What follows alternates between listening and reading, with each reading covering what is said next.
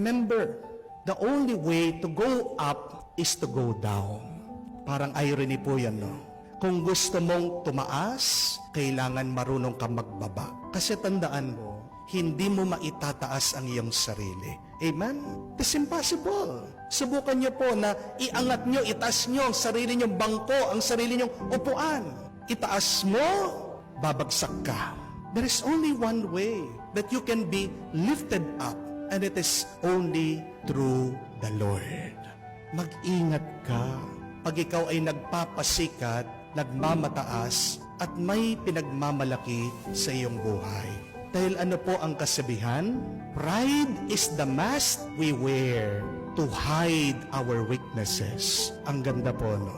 Ang kataasan, ang kayabangan, ang pagpapasikat, yan yung sinusuot mo para maitago mo ang iyong kahinaan. At totoo naman po, tingnan niyo po yung mga mahilig palaging nagme-makeup. Tanong ko po, tunay ba maganda yan? Diba? Kung alam mo maganda ka, hindi mo naman talaga kailangan ng makeup. Amen? No? Hindi ko po sinasabing masama po ang makeup. Pero yung nagme-makeup ka bago ka matulog, ama, may problema. Alisin mo ang makeup. Bakit po ba nagme-makeup? May tinatago. Baka makita yung moon crater nandoon po sa itsura. Hindi po ba? Ano po ang kailangan nyong gawin para kayo po ay gumanda, gumwapo? Hindi nyo po kailangan ng makeup. Dalawa lang po ang kailangan nyong gawin kung gusto nyong gumanda. Ano po yon? Number 1, smile. Amen? Because it says that smile is the most inexpensive way to become beautiful, to become handsome. Subukan nyo nga po, smile. Ayaw mag-smile ng iba. Bakit? Kulang po yung ngipin. Pero subukan nyo po. Try to smile. Pag nakita ka ng ibang tao, ngingiti din sila. Maganda ang tao, gwapo ang tao, ngumingiti. Amen? But secondly, kung gusto mong gumanda ka, gumwapo ka, maging mabait ka. Because kind people, generous people, are beautiful people. Hindi niyo po ba napansin, bakit po sa beauty contest merong question and answer? Beauty contest, para saan pa yung question and answer? Kasi tinitignan din po sa kagandahan, yung loob, yung isip, yung damdamin, personality. Aanuhin mo yung kagandahan ng makeup, ng suot ng tao. Kung pangit naman ang ugali niya, hindi po ba? Pag maganda yung nasa loob mo, gumaganda yung itsura mo. Pero bakit merong mga tao, mas gusto pa nila na mag-makeup, bumibili ng mga mamahalin na damit, mamahalin na bag? Ano sinasabi nila sa mga tao? Tignan nyo yung aking dala. Tignan nyo yung aking suot. Because these people are trying to hide something. Ganyan din po pansinin nyo. Yung po mga mahilig, nagpe-Facebook, nagpo-post, ano man yan, picture, video, reels, I tell you. Yung mga palagi minuto na lang, oras-oras na lang, meron pinopost sa Facebook, may problema po yan. Amen? May iniiwasan po. Meron po akong kakilala. Dahil galit sa kanyang asawa, ayaw niya nakikita yung kanyang asawa. Kahit ano na lang, naglalakad na lang sa daan, magro-grocery, kumakain, palagi, binibidyo, pinopost sa Facebook. Ano po yung dahilan? Meron tinatago. Kayo, ano yung tinatago niyo? Kung ayaw mong ipakita sa mga tao, ipakita mo sa Diyos. Hindi naman tayo kailangan mahiya sa Diyos. Dahil kung totoo tayo sa Diyos, alam niyo po, mas mamahalin tayo ng Diyos. Di po ba? Kung ipapakita mo sa Diyos ang iyong kahinaan, pupunuin ka ng Diyos. Ano po ang kinakainis ng Panginoon sa mga Pariseo, sa mga Eskriba? They are hypocrites. They are plastic. They are not true. Nagbabalat kayo. Ayaw nilang aminin yung kanilang pagkakamali. Kaya nga, dahil tinataas silang kanilang sarili, diyan sila mas lumalayo sa Diyos. Remember, my dear friends, that one sickness of our soul is pride. Bakit po sakit ng kaluluwa ang pride? Dahil yan din po ang naging sakit ng demonyo. Kaya nga, pati din ikaw, magiging demonyo ka kung meron kang pride, kataasan sa iyong kalooban. Kung gusto mong maging malapit na malapit sa Diyos, anong kailangan mong gawin?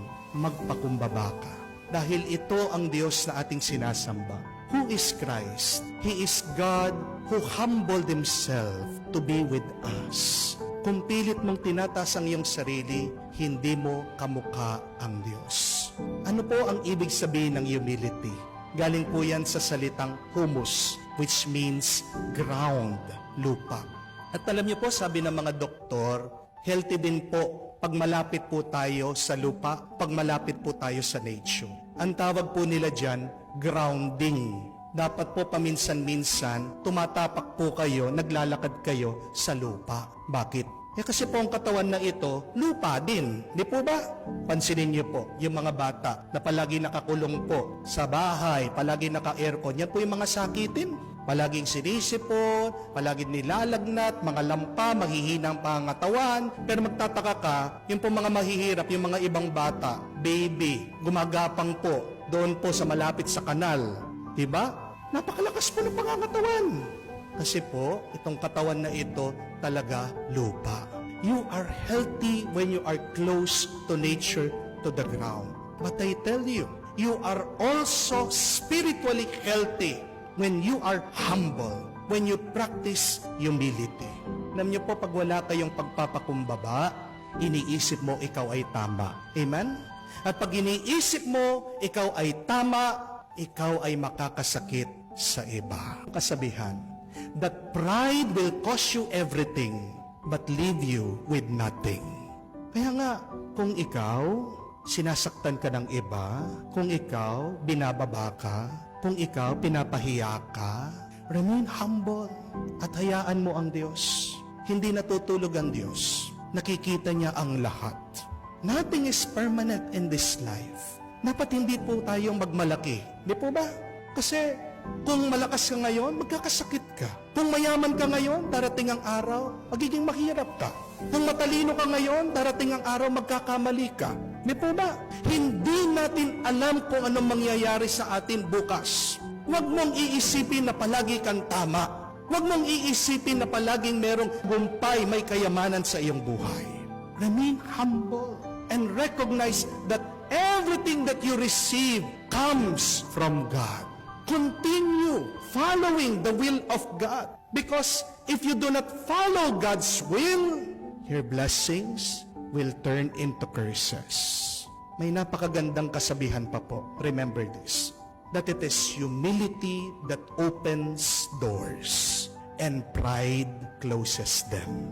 Kung gusto mong magbukas ang pintuan ng puso ng mga tao sa iyo, be humble. Kung gusto mong magbukas ang pintuan ng langit para sa iyo, be humble. Kahit na anong gawin mo, kung matigas ang iyong puso, mataas ang iyong loob, sigawan mo ang mga tao, takutin mo sila, hindi yan ang paraan para ikaw ay tanggapin nila, mahalin nila, at respetuhin nila. It is not through pride that God will lift us up. It is through humility.